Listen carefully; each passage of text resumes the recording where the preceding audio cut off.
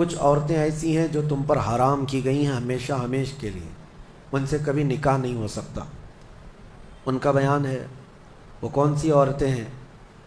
اللہ تعالیٰ فرماتا ہے حرمت علیکم امہاتکم و بناتکم و اخواتکم و عماتکم و خالاتکم، یہاں تک تمہارے اوپر تمہاری مائیں حرام ہیں، ماں سے کبھی نکاح نہیں کر سکتا، اور تمہاری بہنیں تمہارے لیے حرام ہیں، مائیں حرام ہیں، بہنیں حرام ہیں، بیٹیاں تمہارے اوپر حرام ہیں، اپنی بیٹی سے کوئی نکاح نہیں کر سکتا۔ تمہاری پھوپھیاں اور تمہاری خالائیں، یہ وہ جو ابد الآباد ہمیشہ ہمیش کے لیے تم پر حرام ہیں، ان کو محرم عورتیں کہا جاتا ہے، ان سے پردہ بھی نہیں ہے، باپ کا اپنی بیٹی سے نہیں ہے، بیٹے کا اپنی ماں سے نہیں ہے، اسی طرح بہن کا بھائی سے نہیں ہے، یہ محرم عورتیں ہیں جن سے نکاح کبھی نہیں ہو سکتا۔ اس کے علاوہ کچھ اور بھی ہیں، یہ 5 تو میں نے بتایا، ماں، بیٹی، بہن، پھوپھی اور خالہ، یہ 5 ہوئی۔ اب آگے رب تعالیٰ فرماتا ہے وَأَخَوَاتُكُم مِّنَ الرَّضَاعَةِ، یعنی دودھ شریک بہن ہے، یعنی تمہارے ماں کا دودھ کوئی اور لڑکی پی ہے تو وہ تمہاری رضائی بہن ہو گئی، یا تم نے کسی خاتون کا دودھ پیا تھا اپنی ماں کے علاوہ، اپنی ماں کے علاوہ کسی اور کا دودھ پیے تھے، تو اس عورت کی جو بیٹی ہوگی وہ تمہاری رضائی بہن ہوگی، اس سے کبھی نکاح نہیں ہو سکتا۔ یہ رضائی بہن، دودھ شریک بہن اس کو کہا جاتا ہے۔ پھر 7ویں نمبر پر وہ امہات نسائکم، اور تمہاری بیویوں کی مائیں، یعنی ساس سے کبھی نکاح نہیں ہو سکتا، حتیٰ کہ اگر تمہاری بیوی کو تم نے طلاق دے دیا ختم ہو گئی، یا پھر انتقال بھی ہو گیا بیوی کا، تب بھی اس بیوی کی ماں سے کبھی نکاح تمہارا جائز نہیں ہے، وہ ماں کے درجے میں ہو گئی، کیونکہ ماں اور بیٹی کو نکاح میں جمع کرنا جائز نہیں ہے۔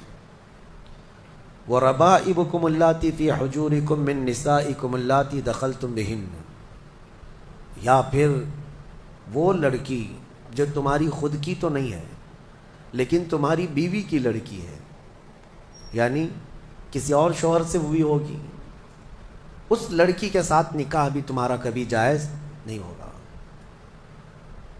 اور پھر آگے 2 بہنوں کا ایک نکاح میں جمع کرنا، یہ بھی سخت حرام ہے، یعنی ایک عورت سے نکاح کیا تھا اور اسی عورت کی بہن سے دوبارہ ایک ہی نکاح میں شریک کر لیا، زندگی دونوں بہنوں کے ساتھ گزار رہا ہے، تو وہ سخت گناہ کبیرہ میں مبتلا ہے، حرام ہے، زنا ہے، نکاح ہوگا ہی نہیں، نکاح نہیں ہوگا۔ دوسری بہن کے ساتھ جو اس نے نکاح کیا وہ نکاح منعقد ہی نہیں ہوا، اس نے اس کے ساتھ زنا کیا۔ تو یہ عورتیں ذہن میں رہیں۔ بعض لوگ پھر ہم سے یہ بھی سوال کرتے ہیں چاچا کی بیٹی سے، ماموں کی بیٹی سے، پھوپھی کی بیٹی سے نکاح جائز ہے یا نہیں؟ تو ہندوؤں کے ہاں کچھ چیزیں اس طرح کی مانی جاتی ہیں کہ ان کے ہاں چاچا کی بیٹی سے نکاح نہیں ہوتا، لیکن اسلام میں ایسا نہیں ہے، صرف تمہاری سگی بہن سے نکاح جائز نہیں، باقی جو تمہارے کزنز ہیں، یعنی چاچا کی بیٹی، پھوپھی کی بیٹی، ماموں کی بیٹی، خالہ کی بیٹی، ان سب سے نکاح جائز ہے، ان سب سے نکاح جائز ہے۔ بسا اوقات ایسا بھی ہوتا ہے، میں آپ کو بتاؤں، مثال کے طور پر تمہارے ماموں کی نواسی ہے، آپ کے ماموں کی نواسی ہے، یعنی آپ کے ماموں کی بیٹی، ویسے دیکھا جائے تو رشتے میں تمہاری کیا لگتی ہے؟ وہ بھانجی، رشتے میں تمہاری بھانجی لگتی ہے، تو ظاہر سی بات ہے بہن کی بیٹی سے اور بھائی کی بیٹی سے بھی نکاح جائز نہیں ہے، سگی بھانجی اور سگی بھتیجی سے نکاح جائز نہیں، لیکن اگر اس طرح ماموں کی بیٹی بھانجی لگ رہی اس سے نکاح جائز ہے۔ اسی طرح پھوپھی کی نواسی یا پوتی ہے، اس سے بھی تمہارا نکاح جائز ہے، وہ سگی بھانجی یا سگی بھتیجی نہیں ہے۔ تو یہ احکام مسلمانوں کو یاد ہونا چاہیے کہ کون سی عورتیں تمہارے لیے حلال ہیں اور کون سی عورتیں تمہارے لیے حرام ہیں۔ اب ان کے علاوہ جو عورتیں میں نے بتایا، یہاں جو عورتیں میں نے بتایا، ان عورتوں کے علاوہ جتنی بھی عورتیں ہیں جن سے نکاح تمہارا جائز ہے، ان سے پردہ بھی واجب ہے، یہ بات یاد رکھ لیں، جس سے تمہارا نکاح ہو سکتا ہے اس سے تمہارا پردہ کرنا بھی واجب ہے. یہ ہمیشہ ذہن میں رہے. محرم عورتوں سے صرف پردہ نہیں ہے، باقی غیر محرم جتنی بھی عورتیں ہیں، تمہاری چچا کی بیٹیاں، تمہاری پھوپھی کی بیٹیاں، تمہارے ماموں اور خالہ کی بیٹیاں، جن سے تمہارا نکاح جائز ہے، ان سے پردہ بھی ضروری ہے. پردہ ضروری ہے. اور اسی میں شریعت کی پکڑ بھی ہے. اللہ تبارک و تعالیٰ کی بارگاہ میں اس کی پکڑ ہے. اب آگے آئیں. اللہ تبارک و تعالیٰ نے گھریلو احکام کے متعلق فرمایا الرجال قوامون علی النساء. مردوں کو ہم نے عورتوں پر حاکم بنایا ہے. حاکم کا مطلب یہ نہیں ہے کہ بیلچا لے کر کے اس کو ہانکتا رہے، یا پھر حاکم کا مطلب یہ بھی نہیں ہے کہ رسی اور ڈنڈا لے کر کے اس کے پیچھے پڑا رہے. حاکم کا مطلب یہ ہے کہ مرد کو معاش کی تمام ذمہ داریاں دی گئی ہیں. گھر چلانا، گھر کا خرچہ لانا، یہ مرد کی ذمہ داری ہے. اور گھر گرہستی جو اندر کے معاملات سنبھالنا، یہ عورت کے کام ہے. اگرچہ آج زمانے میں بدل گیا، کچھ مرد گھر میں بیٹھے ہیں اور عورتیں کام پہ ہیں.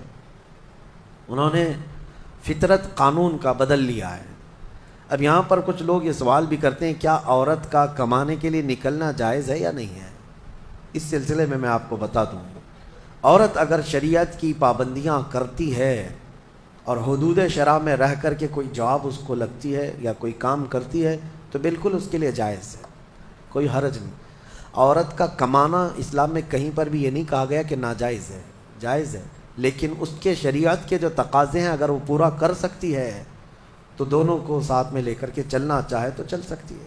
لیکن اللہ نے جو قرآن میں فرمایا مردوں کو عورتوں پر حاکم بنایا گیا، مردوں کو عورتوں پر حاکم بنایا گیا. اور اسی سے آپ کو یہ سمجھ میں آ جانا چاہیے کہ آپ کے لیے نان و نفقہ لانا، گھر بنانا، گھر کے اخراجات لانا، یہ مردوں پر ہے. کچھ بیچارے بھکاری لوگ ہیں جو عورتوں کے اوپر اس قدر ظالم بن کر کے بیٹھے ہوتے ہیں کہ وہ سارا خرچہ سسرال سے ہی چاہتے ہیں کہ عورت کا جو مائکہ ہے یا اس کا مرد کا جو سسرال ہے وہیں سے وہ سب کچھ لانا چاہتے ہیں. اور ہمارے ہاں شادیوں میں بھی یہی رواج بہت زیادہ ہے. بہت سارے لوگ شادی اس لیے بھی کرتے ہیں کہ بہت زیادہ جہیز لائے گی عورت، بائک لائے گی، کار لائے گی، اسی لالچ میں شادی کرتے ہیں.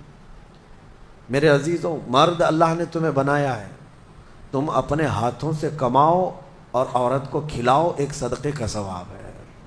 اور نہیں کر سکتے تو جہیز کیوں مانگتے ہو؟ مسجد کے باہر کھٹوری لے کے بیٹھ جاؤ، روز آنے جانے والے کچھ نہ کچھ ڈالیں گے، وہ اور زیادہ بن جائے گا. بات سیدھی سی ہے. کچھ لوگ آفیشیل طریقے سے مانگتے ہیں اور کچھ لوگ اندر میز کے اندر سے مانگتے ہیں. دونوں مانگنے والے ایک ہی ہیں، بھکاری ہیں. مردوں کو اللہ تبارک و تعالیٰ نے اس کا حکم نہیں فرمایا. عرب میں جا کر کے دیکھیں، شادی کرنے کے لیے جب ہم وہاں یہ کہتے ہیں کہ ہندوستان میں عورت جہیز لاتی ہے، عورت کا باپ کپڑے بھی دیتا ہے، پیسہ بھی دیتا ہے، تو وہ اچھل جاتے ہیں. کیا ایسا بھی ہوتا ہے؟ ہم کو لے چلو، ہمیں وہاں سے شادی کروا دو. اس کی وجہ یہ ہے کہ عرب میں آج بھی مہر بہت اونچا ہوتا ہے. صرف سعودی کا مہر 50,000 ریال عام عورتیں مانگتی ہیں. عام عورتیں 50,000 ریال کی بات کر رہا ہوں، تقریباً وہ 11-12 لاکھ روپے ہو جاتے ہیں. تو نارمل مہر جو ہے یہ رکھا جاتا ہے. پھر مرد کے اوپر یہ ضروری ہوتا ہے وہ اپنے باپ کے گھر میں نہ لے جائے شادی کر کے، خود کا گھر ہو تو شادی کر. یہ سارے وہاں پر ضروریات رکھے گئے. بہرحال ہمارے ہاں اگرچہ یہ دوسری قوموں سے رواج آ گیا ہے لیکن آپ کو بدلنے کی ضرورت ہے. کم از کم آپ اپنا نیا گھر نہیں بنا سکتے، بہت کچھ نہیں کر سکتے، تو کم از کم ان گھر والوں سے، عورت والوں سے مانگنا تو بند کر دو. جتنا آپ کے پاس ہے اسی میں خوش رہو. اور اللہ کا وعدہ ہے قرآن میں کہ اگر تم فقیر بھی ہو تو اللہ اپنے فضل سے غنی بنا دے گا، غنی بنا دے گا. اب ایک اور آیت اس میں آئی ہے. اللہ تعالیٰ فرماتا ہے جب شوہر اور بیوی کے درمیان اختلاف ہو جائے، جھگڑے زیادہ ہو جائے، تو اللہ نے فرمایا ادھر سے ایک آدمی ادھر سے ایک آدمی آئے، فَبَعَثُوا حَكَمًا مِّنْ أَهْلِهِ وَحَكَمًا مِّنْ أَهْلِهَا إِن يُرِيدَا إِصْلَاحًا. اگر وہ لوگ اصلاح چاہتے ہیں تو دونوں کی طرف سے ایک ایک آئے اور بیٹھے. اللہ فرماتا یوفق اللہ بینہما، اللہ ان دونوں کے درمیان پھر سے اتفاق پیدا فرمائے گا. اصلاح کی نیت ہونی چاہیے، لیکن مشورہ میرا یہ ہے کہ دونوں طرف کی ساسوں کو نہ لایا جائے. ہاں، نہ لڑکی کی اماں کو لایا جائے نہ لڑکی کی اماں کو لایا جائے. فیصلے بگڑ جاتے ہیں، کیونکہ برسوں سے ہم نے بھی دیکھا ہے بہت سارے گھروں کو توڑنے میں ان لوگوں کا ہاتھ رہتا ہے. ہونا تو یہ چاہیے کہ ماں اپنی بیٹی کو ہمت دے کہ ساری مصیبتیں آتی رہتی ہیں، تکالیف آتی رہتی ہیں، تم آگے بڑھو. نہیں، بلکہ وہاں تو وہ اڑنگا ڈال کر کھڑی رہتی ہیں. کیسے تو برداشت کرتی ہے؟ چھوڑ کر کے آ جا، کب تک پالے گی؟ قرآن کا حکم یہ ہے کہ دونوں کی طرف سے ایک ایک ذمہ دار جائیں. اگر اصلاح کی نیت ہے تو اللہ دونوں کے درمیان اتفاق پیدا فرمائے گا، دونوں کے درمیان اتفاق ہوگا. اور آئے